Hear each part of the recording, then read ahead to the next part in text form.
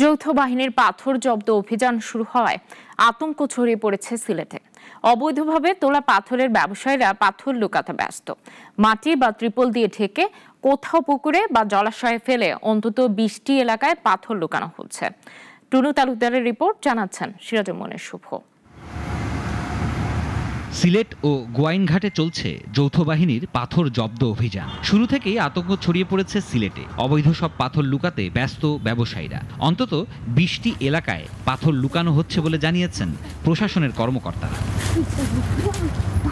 যৌথ বাহিনীর হাত থেকে বাঁচতে পাথর মাটি চাপা দিচ্ছেন ব্যবসায়ীরা। কোথাও কোথাও পুকুর ও জলাশয়ে ফেলা হচ্ছে অবৈধ এসব পাথর।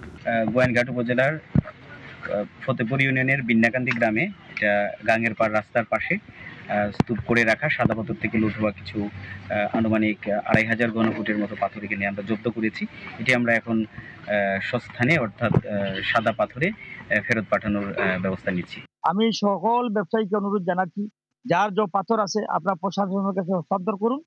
প্রশাসন এইগুলা ওনাদের খরচে নিয়ে আবার পরিবেশটা ঠিক করবেন। আপনারা দয়া করে এই মানুষের বাড়িঘরের সামনে, রাস্তাঘাটে এগুলায় পাথর ফালাবেন না। এগুলো যার বাড়িঘরের সামনে পাঠাইলেন সে দোষী হয়ে যাবে। এর মধ্যেই জেলার শালুটিকর ভাটা এলাকায় যৌথ বাহিনীর অভিযানে অন্তত 11,000 ঘনফুট মাটি চাপা দেওয়া পাথর জব্দ করা হয়েছে। এ সময় জড়িত সন্দেহে 2 জনকে জিজ্ঞাসাবাদের জন্য আটক করা হয়েছে। এর আগে ধোপাগুল এলাকার বসতবাড়ি ও ক্রাশার মিলে অভিযান চালিয়ে 2.5 লাখ ঘনফুট পাথর উদ্ধার করা হয়। সিরাজুল মনির শুভ, নাগরিক।